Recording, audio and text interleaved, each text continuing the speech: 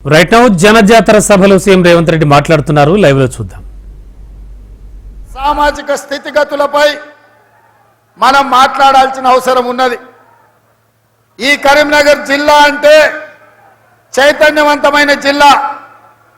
ఈ ప్రాంతంలో ఎం సత్యనారాయణరావు గారు, చొక్కారావు గారు, రత్నాకర్ రావు గారు లాంటి ఉద్దండులు, ముఖ్యంగా ఈ హుజూరాబాద్ ఆనాడు సమాజంలో ఉన్న సమాజాన్ని పట్టి పీడిస్తున్న సమస్యల మీద ఎర్రజెండా నీడన పేద ప్రజల గుండెల్లో శాశ్వతంగా నిలిచిపోయే చాలా మంది విప్లవకారులు ఈ ప్రాంతం నుంచి ఈ ప్రజల కోసం కొట్లాడిన చరిత్ర ఈ కరీంనగర్ జిల్లాకు ఉంది. ఆనాడు తెలంగాణ రాష్ట్ర సాధనలో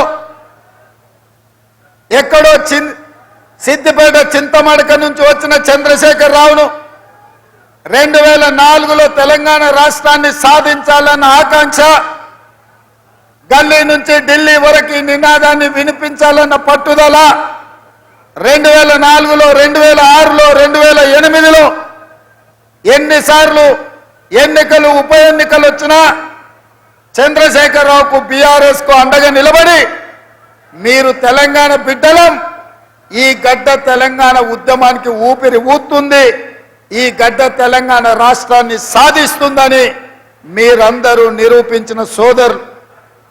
ఏ సోదరులైతే తెలంగాణ రాష్ట్ర సాధనలో చాలా కీలక భూమిక పోషించిండ్రో 2009లో చంద్రశేఖరరావు గారు ఈ కరీంనగర్ ప్రజలకిచ్చిన హామీలను అమలు చేయకపోవడము, ఈ ప్రాంత రాజకీయాలలో ఆర్థికపరమైన ఆలోచనతోటి ఈ ప్రాంతాన్ని నిర్లక్ష్యం చేస్తే ఆనాడు చంద్రశేఖరరావు కరీంనగర్ వదిలి మహబూబ్ నగర్ పార్లమెంటు మా ప్రాంతానికి వలస వస్తే కూడా మేమేం ఆలోచన చేయలే.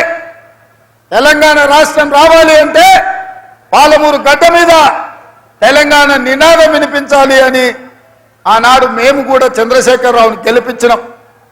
ఇటు కరీంనగర్ జిల్లా అయినా అటు పాలమూరు గడ్డ అయినా చంద్రశేఖరరావు చేతుల్లో బందీ అయి తెలంగాణ ప్రజలకు అన్యాయం చేస్తుంటే ఈ కరీంనగర్ జిల్లా నుంచి మొదలు పెడితే పాలమూరు గడ్డ మీద 3 రంగుల కాంగ్రెస్ జెండాను ఎగరేసి ఈ తెలంగాణ రాష్ట్రంలో మొన్న జరిగిన డిసెంబర్ ఎన్నికల్లో సోనియమ్మ నాయకత్వంలో ఇందిరమ్మ రాజ్యాన్ని, ప్రజా పాలనను మీరు తీసుకొచ్చారు.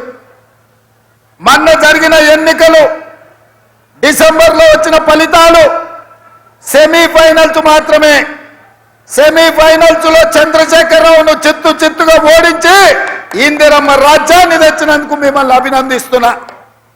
మరి ఇవాళ మిమ్మల్ని అడుగుతున్న మిత్రులారా, సెమీఫైనల్స్ లో చంద్రశేఖరరావును చిత్తుగా ఓడించిన మీరు ఇవాళ ఫైనల్స్ కు వచ్చాం.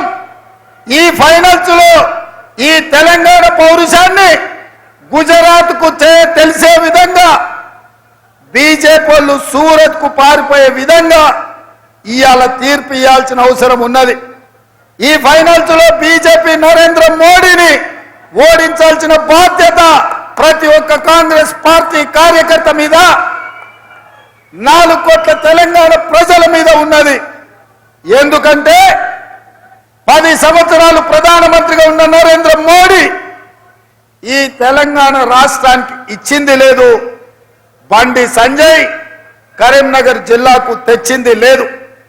ఇవాళ ఈ వేదిక మీద నుంచి తెలంగాణ సమాజానికి నేను గుర్తు చేయదలుచుకున్నా, ఆనాడు పునర్విభజన చట్టంలో ఈ తెలంగాణ రాష్ట్రానికి బయ్యారం ఉక్కు కర్మాగారాన్ని, కాచిపేట రైల్వే కోచ్ ఫ్యాక్టరీని, 4000 మెగావాట్ల విద్యుత్ ఉత్పత్తి ఎన్టీపీసీ నుంచి మనకి ఇవ్వాలని, ఐటీఐఆర్ కారిడార్ ఇవ్వాలని, గిరిజన యూనివర్సిటీ ఇవ్వాలని, ఐఐఎం ఇవ్వాలని, ఐఐటి ఇవ్వాలని, పాలమూరు రంగారెడ్డి ఎత్తిపోతల సాగునీటి ప్రాజెక్టును జాతీయ ప్రాజెక్టుగా ప్రకటించాలని 2014లో సోనియా గాంధీ గారు, మన్మోహన్ సింగ్ గారు తెలంగాణకి ఇచ్చిండ్రు. ఇవేమి చేయలే.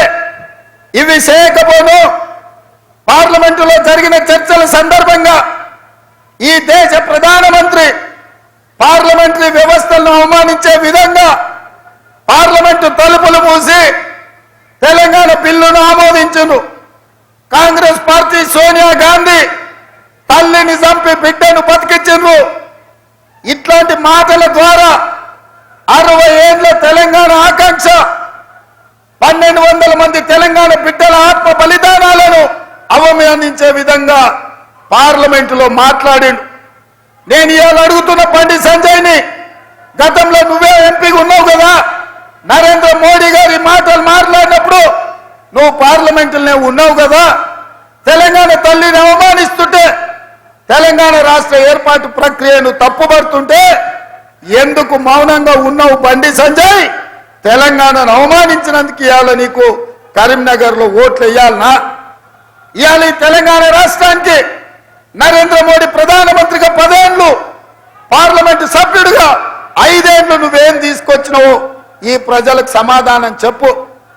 ఆనాడు అయ్యో పాపం పేదోళ్ళ బిడ్డ గుండో అరగుండో ఏదో ఒక గుండు గెలవని కదా అని ఈ తెలంగాణ ప్రజలు నీకు ఓటేసిండ్రు. మరి 5 ఏళ్లల్లా నిజామాబాద్లో గుండు గాని, కరీంనగర్లో ఉన్న అరగుండు గాని ఇవాళ తెలంగాణ రాష్ట్రానికి ఇచ్చింది లేదు, తెలంగాణ రాష్ట్రానికి తెచ్చింది లేదు. నరేంద్ర మోడీ గారు జాతీయ ప్రాజెక్ట్ ఇవ్వలేదు, నరేంద్ర మోడీ గారు ఐటీఐఆర్ కారిడార్ ఇవ్వలేదు. ఇవాళ ఈ తెలంగాణ రాష్ట్రానికి నరేంద్ర మోడీ భారతీయ జనతా పార్టీ ఇచ్చింది ఏంటంటే గాడిద గుడ్డి ఇచ్చిండ్రు. ఇగో ఈ గాడిద గుడ్డే 10 ఏళ్ల తెలంగాణ రాష్ట్రానికి నరేంద్ర మోడీ ఇచ్చింది. నేను ఇవాళ అడుగుతున్నా, మా సీనాన్నని ఇట్లే పట్టుకోమంటున్నా, దీన్ని మాట్లాడినంతసేపు పట్టుకొని పేద ప్రజలకు తెలంగాణ సమాజానికి చూపించు. ఎందుకంటే తెలంగాణకు బీజేపీ నరేంద్ర మోడీ ఏమిచ్చిండయా అంటే కర్ణాటకకేమో చెంబిచ్చిండు, ఆంధ్రప్రదేశ్కేమో మట్టి చెంబెడు నీళ్లు ఇచ్చిండు, తెలంగాణకు మాత్రం గాడిద గుడ్డిచ్చిండు. ఈ గాడిద గుడ్డిచ్చినందుకు గుండు అరగుండుకు ఓటేయాలనా నేను అడుగుతున్నా. ఈ తెలంగాణ రాష్ట్రాన్ని భారతీయ జనతా పార్టీ మాయ మాటలతోని వంచి తెలంగాణను ఆక్రమించుకోవాలని చూస్తున్నారు. మొన్న అయోధ్యలో జరిగిన రాముడు కళ్యాణం జరగకంటే ముందే 15 రోజుల ముందు అక్షింతలు ఊరూరు పంపించరు. నేను అడుగుతున్నా, తెలంగాణ వేద బ్రాహ్మణులను, ఇక్కడికి వచ్చిన పెద్దలను ఎక్కడైనా కళ్యాణం ముగిసిన తర్వాత కళ్యాణంలో పంచిన అక్షింతల్ని మనం వధూవరుల మీద మనం చల్లుతాం. అక్కడ అయోధ్యలో రాముడు కళ్యాణం జరగకంటే ముందే 15 రోజుల ముందే అక్షింతలు ఊరూరా ఇంటింటికి ఇక్కడ బియ్యంలో పసుపు కలిపి అవి ఇంటింటికి పంపించిందంటే హిందూ సాంప్రదాయాలను అవమానించి హిందూ సాంప్రదాయాలను దెబ్బతీసే విధంగా కళ్యాణం జరగకుండానే అక్షింతలు పంచడం ద్వారా శ్రీరాముడిని అవమానించింది భారతీయ జనతా పార్టీ నాయకులు కాదా, బండి సంజయ్ కాదా అని నేను అడుగుతున్నా. ఈ దేశంలో ఉండే హిందువులు, హిందూ ఆచారాన్ని పాటించే పెద్దలందరూ ఆలోచన చేయండి. రాజకీయాల కోసం రాముడిని కూడా వదలడం లేదు. ఎవరు కాదా? మనందరం రాముడి భక్తులం కాదా? శ్రీరామనవమి చేయలేదా? హనుమాన్ జయంతి చేయలేదా? దసరా, దీపావళి, సంక్రాంతి, ఉగాది పండుగలు, వినాయక చవితులు చేయలేదా?